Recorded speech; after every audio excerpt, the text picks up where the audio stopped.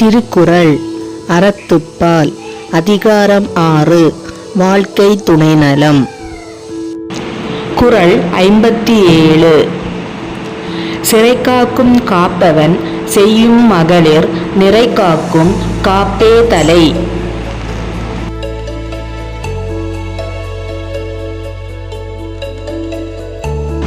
விளக்கம்.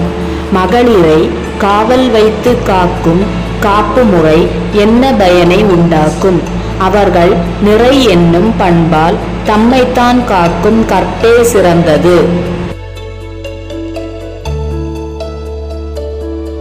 சிறை காக்கும் காப்பவன் செய்யும் மகளிர் நிறை காக்கும் காப்பே தலை.